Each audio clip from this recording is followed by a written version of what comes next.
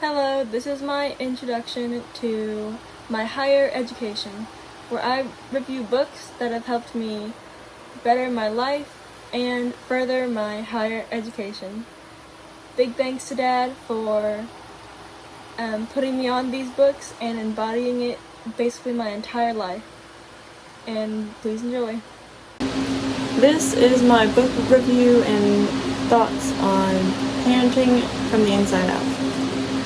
Now, Parenting from the Inside Out is a book about how a deeper self-understanding can help you get over habits that aren't necessarily helpful to you anymore. It's basically about understanding your childhood and not letting your past control what you do in the future. And it goes on a lot about explicit versus implicit memories and all that jazz. Now, it also focuses a lot on our thoughts and behaviors, like our left mode of thinking and our right mode of thinking. So our left mode is very logical and serious, kind of. It's where all the words are kept. It's how we understand language and stuff. Now, the right mode is more chaotic and emotional based. It's more of where we kind of integrate our feelings. And the book points out that to function as an optimal human, you kind of want to be a balance of both these states. Because if you're too left mode, you'll be too rigid, thinking only you're right, rationalizing it in any way that seems rational, but doesn't really make sense. But if you're a little more right mode, then thinking you're too chaotic and too emotional, and you can't really convey anything other than chaos and emotionality. But also, the right mode is where creativity comes from too. But this book is all about understanding your past, really looking back on your childhood and seeing how your parents' behaviors affected you and how you reacted and stuff like that. Now, the right mode, and I'm going to talk about right mode and left mode brains for a second. I mean the right brain and the left brain. Now, the right brain, or the right side of our brain, is in charge of the very first type of memory we ever had, which is implicit memory.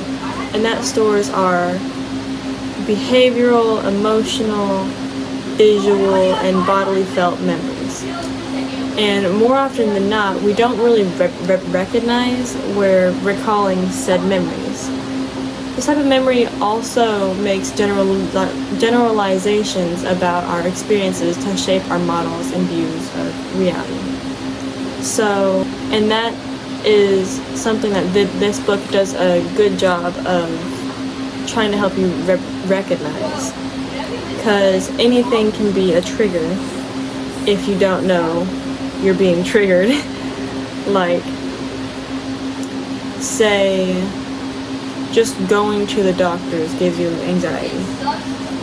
Now, that could be rooted in a past memory that was more implicit than explicit, of where you just had tons of bodily feelings come up, and you start getting anxiety, and you start sweating, and you start worrying about all kinds of things, but you're not necessarily aware of that necessarily when you go to the doctor's office.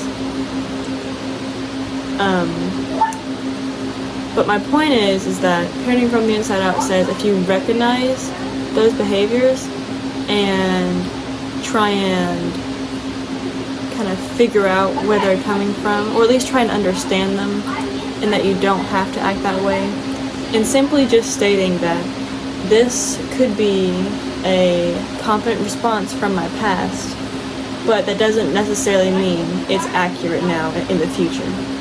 just because I had a good reason or a reason to feel anxiety about going to the doctors then, doesn't mean I have to carry that feeling on to now. Is basically what this book is telling us. And it's kind of the same for autobiographical memories, which kind of comes in and around too. But yeah, those memories explain the things, It's like, oh yeah, I went to here, here, and here on this day. But with those memories, that's like what you think of as memories. And both types of memory are very important. We use memory to take in an experience, store it, and retrieve it for later to influence our actions and how we experience the future. Again, and this is important because for autobiographical memories, the way we remember them has a huge impact on how we behave. So, autobiographical memories, we can have some sort of bias, or we can see that as a certain memory. And then later on, how we view that memory of the past will directly influence how we experience similar situations like that in the future.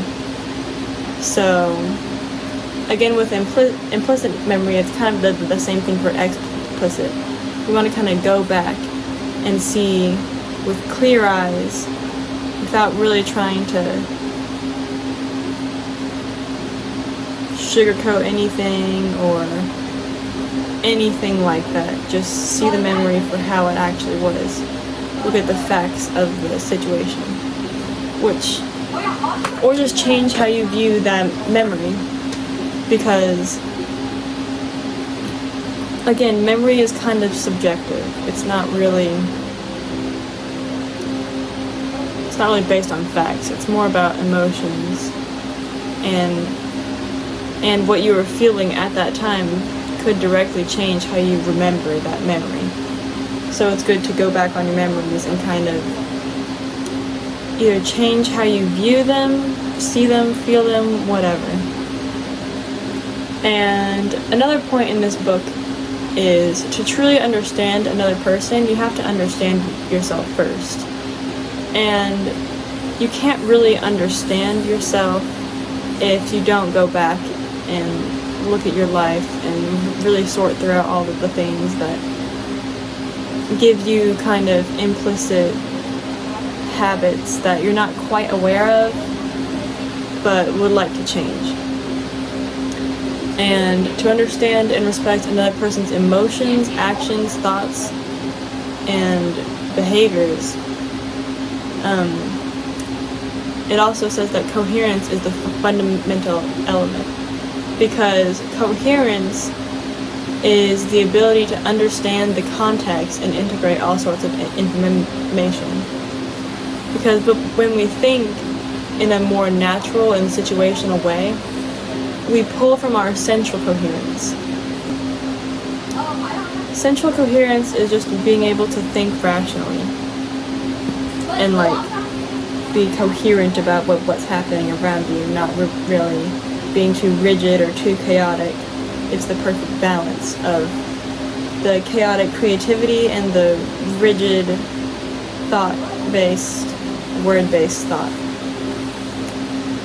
And people who lack coherence have a detailed, focused mindset and can't pull in the correct information to be socially sensitive.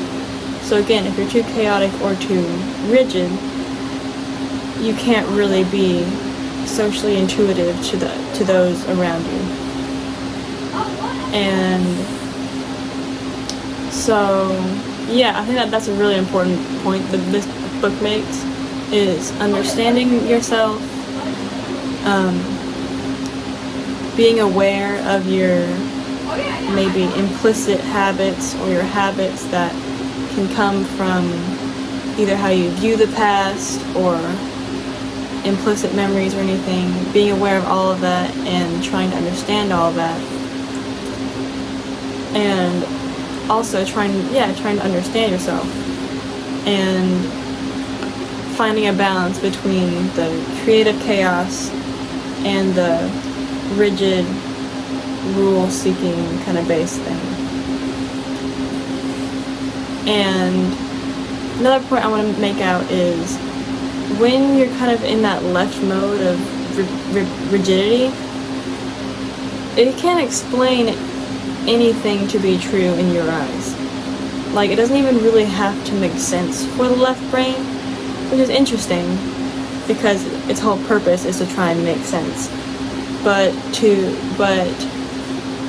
its specialty is rationalizing. Your brain can rationalize anything for you. Your left brain, if you're too rigid and focused on facts. But yeah, it doesn't even really have to make sense to the left brain. It just needs to be explained. And the left brain's kind of instinct is to be like, oh, I'm right, so you must be wrong. So again, it's finding that balance of being able to talk about and express your emotions and feelings while also being able to feel them, and kind of a blending of the chaos and the rigidity to find that coherence. And that is kind of my thoughts and notes on parenting from the inside out.